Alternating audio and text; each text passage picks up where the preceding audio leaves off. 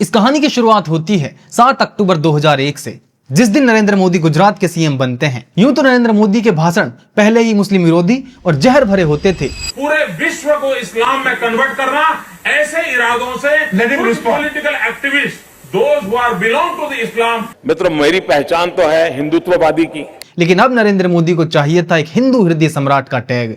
27 फरवरी 2002 के दिन Godhra railway station Sabarmati express का कोच S6 में आग लग जाती है और 59 लोगों की दुखद मौत हो जाती है। आरोप लगते हैं कि ये आग लोकल मुस्लिम्स ने लगाई। ये कार सेवकों को आने का जो समय था वो कार सेवकों को ही मालूम होता है, या आरएसएस के लोग जो अंदरूनी बात जानते हैं इसको ही मालूम होता है कि ये आने वाले हैं वो है। तो मुसलमानों को कैसे मालूम पड़ा कि डब्बे में लोग बैठे?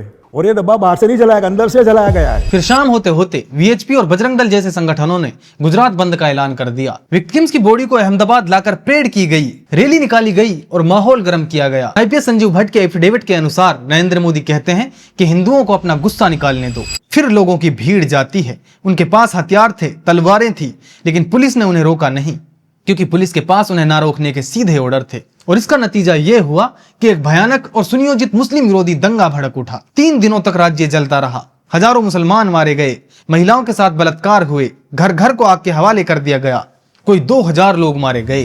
बाबू बजरंगी जो एक कन्विक्टेड आरोपी था, मतलब कोर्ट में यह प्रूव हुआ कि बाबू बजरंगी ने अपने साथियों के साथ मिलकर हत्याएं की, रेप किए। कुछ भी हो, लेडीज हो, बच्चे हो, कुछ भी हो, काटने से कुछ, मारो काटो जला दो। एक को प्रेग्नेंट थी, उसको हमने चीर दिया। उसका स्टिंग ऑपरेशन होता है। सवाल पूछा जाता है कि आपको छुड़वाया किसने? कहते हैं कि नरेंद्र भाई नहीं होते तो कुछ पॉसिबल नहीं था। नरेंद्र भाई ने पहले सेटिंग की, जज बदले, उसके बाद छुड़वाया। जेल में आप बताइए ना, छुड़वाया किसने? बताइए तो, कैसे छुड़वाया? हमको तो जेल से नरेंद्र भाई ने छुड़वाया। उन्होंने जज बदले और जज बदल के फिर नरेंद्र भाई ने सेटिंग की और नरेंद्र भाई ने हमको छुड़वाया, तो हमने छुड़वाया। ऐसे ही गोधरा के बीजेपी एमएलए हरेश भट्ट, उनका भी एक स्टिंग ऑपरेशन हुआ।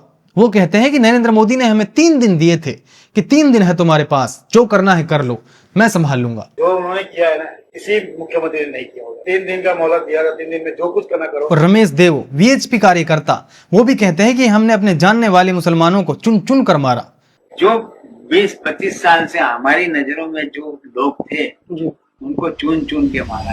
रिपोर्ट्स के मुताबिक ये कोई अचानक भड़की हिंसा नहीं थी, बल्कि इसके पीछे एक सोची समझी साजिश थी। अमित शाह खुद एक रैली में कहते हैं कि नरेंद्र मोदी ने 2002 में कुछ लोगों को सबक सिखा दिया था। 2002 में एक बार नरेंद्र भाई वच्चे अडपलू करवानो ट्राय કર્યો, એવો પાઠ ભણાયો કે 2002 પછી 22 થી હજી કોઈ ડોકું ઊંચું નથી કરતું ભાઈ।